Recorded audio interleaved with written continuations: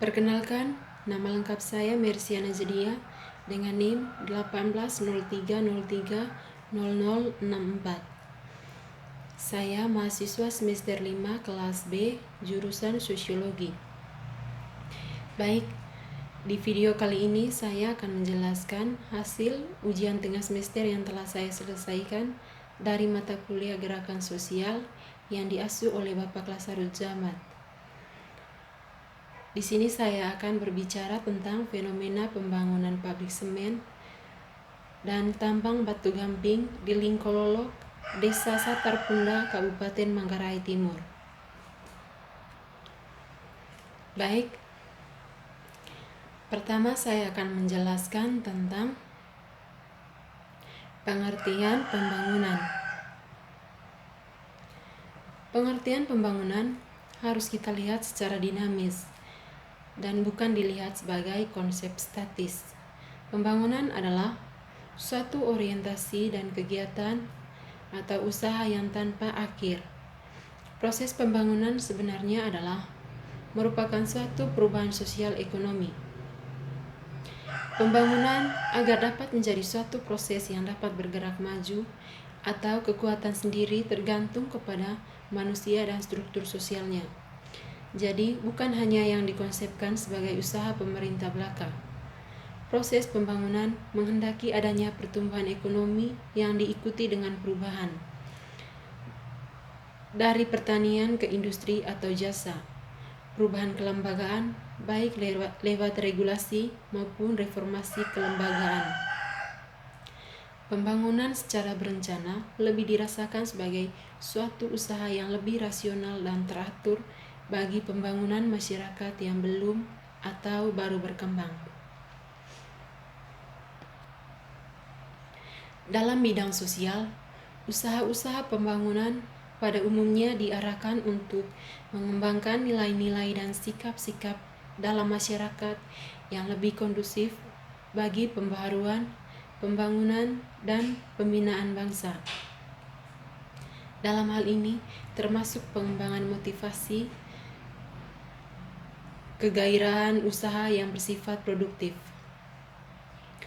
Dan yang lebih penting adalah dapat dikembangkan suatu proses pendewasaan masyarakat melalui pembinaan dan dengan dorongan serta adanya energi.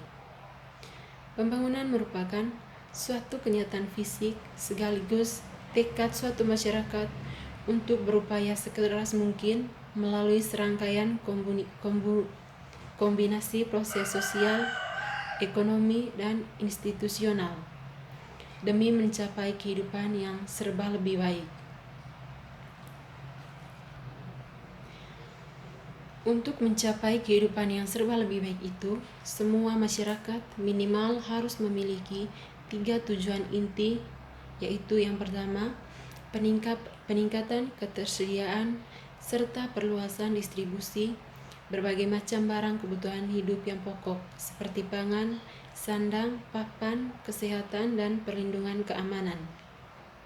Yang kedua, peningkatan standar hidup yang tidak hanya berupa peningkatan pendapatan, tetapi juga meliputi penambahan penyediaan lapangan kerja, perbaikan kualitas pendidikan, serta peningkatan perhatian atas nilai-nilai budaya dan kemanusiaan yang kesemua itu tidak hanya untuk memperbaiki kesejahteraan material, melainkan juga menumbuhkan jati diri pribadi dan bangsa yang bersangkutan.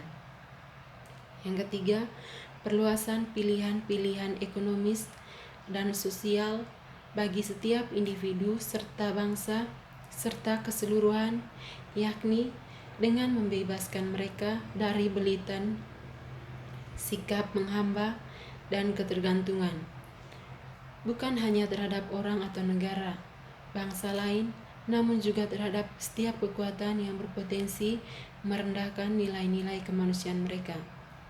Sekian untuk pengertian pembangunan. Baik, lanjut. Di sini saya akan menjelaskan tentang fenomena yang terjadi di Manggarai Timur. Di sini banyak sekali masyarakat yang menolak pembangunan itu dengan berbagai alasan.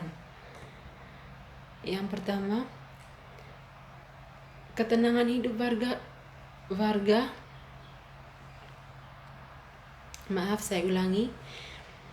terkait dengan pembangunan yang terjadi di Manggarai Timur ini. Banyak sekali alasan penolakan dari masyarakat terkait dengan pembangunan tersebut. Yang pertama, warga Kampung Lubuk dan Lingkololok, Desa Satarpunda, Kecamatan Lambaleda, Kabupaten Manggarai Timur, bersikeras menolak tambang mangan dan batu gamping serta pabrik semen karena perusahaan pernah meninggalkan lubang tambang tanpa reklamasi. Yang kedua, pabrik semen ditolak dibangun di Lubuk karena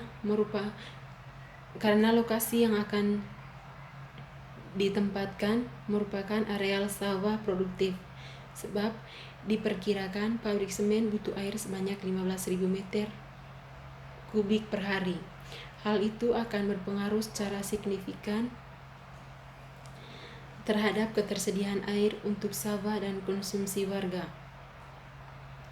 Walhi NTT mengecam keinginan pemerintah Provinsi NTT dan pemerintah Kabupaten Manggarai Timur saat pandemi COVID-19, di mana seharusnya pemerintah fokus mengurus ketahanan pangan warganya, bukan mengurusi tambang. Wali NTT juga mengecam sikap Gubernur NTT yang saat awal berkuasa dengan tegas mengatakan akan menolak tambang beroperasi di NTT, tetapi kenyataannya malah mendukung beroperasinya pertambangan. Pertumbuhan produksi semen yang tidak sebanding dengan jumlah kebutuhan pasar lokal akan berpengaruh karena kelebihan pasokan semen domestik. Maka dari itu sangat diharapkan para produsen semen kepada kebijakan pemerintah supaya adanya pembatasan atau pemberhentian perizinan pembangunan pabrik semen baru. Banyak juga masyarakat yang sangat mendukung dengan pembangunan pabrik semen ini dengan alasan yang pertama, dengan adanya tambang dan pembangunan pabrik semen ini akan membuka lapangan kerja baru sehingga pengangguran dimungkinkan akan berkurang. Dengan adanya pembangunan pabrik semen ini juga pada dasarnya bisa menambah aset daerah, terbentuknya kota baru, tersedia dan berkembangnya infrastruktur baru, munculnya kawasan pertumbuhan ekonomi, dan terjadinya peningkatan standar dan kualitas hidup. Dan juga pabrik semen ini membuka kesempatan untuk memanfaatkan dananya melalui pembangunan dan adanya pemanfaatan dan infrastruktur yang terbangun oleh tambang seperti jalan, jembatan, pengolahan air limbah, pembangunan pabrik listrik, dan lainnya. Dengan adanya tambang juga akan memberikan keuntungan bagi daerah maupun negara, di antaranya menambah pemasukan dan peningkatan sumber daya alam serta sumber daya manusia yang ada. Di sini saya sebagai salah satu orang yang sangat menolak pembangunan ini. Karena menurut saya dengan adanya pembangunan pabrik semen ini, kehidupan warga Lengkololok akan sangat terancam. Bahkan dari semua aspek yang berhubungan dengan kampung Lengkololok akan mengalami kehancuran.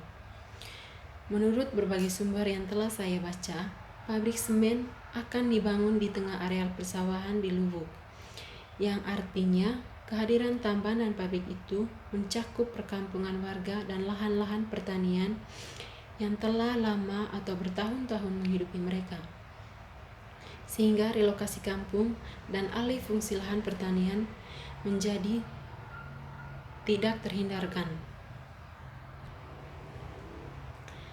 Relokasi kampung tidak hanya sekedar soal pindahnya rumah-rumah warga, tetapi juga tercabutnya komunitas warga dari kampung mereka yang tentunya punya nilai budaya dan sejarah. Relokasi itu juga berpotensi akan melahirkan masalah sosial baru terkait adanya resistensi dari warga-warga di kampung sekitar. yang kini mulai mencuat.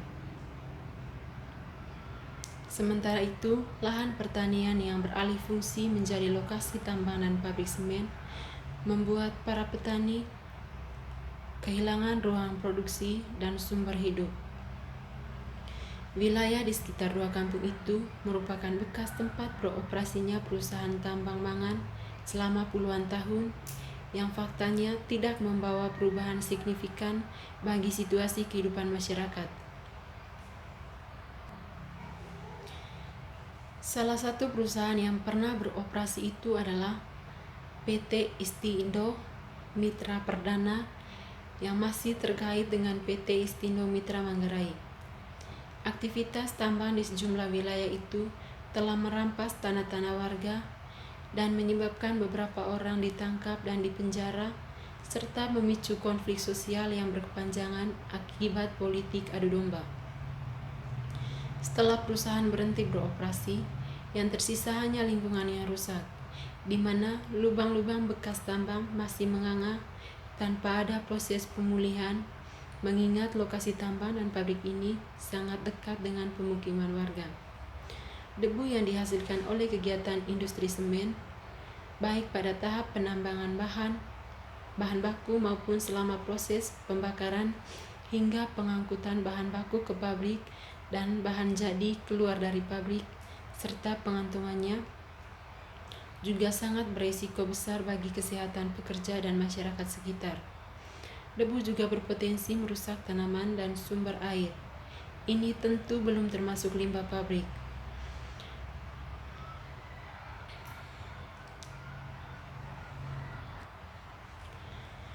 Konversi lahan pertanian menjadi pertambangan bertentangan dengan kecenderungan global untuk mengupayakan ketahanan dengan pasca pandemi yang kini masih melanda dunia, termasuk NTT.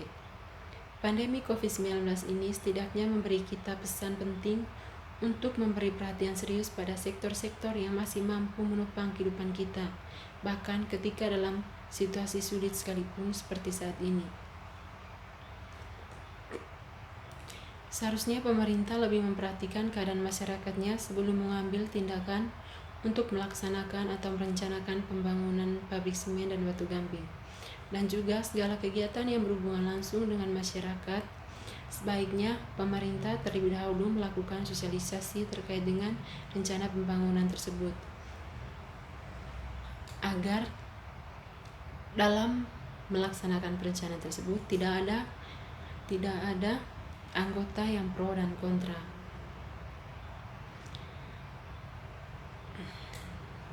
Dan juga hubungan antara masyarakat dan pemerintah semakin terjaga. Baik, mungkin itu saja penjelasan yang dapat saya berikan. Selebihnya saya ucapkan terima kasih.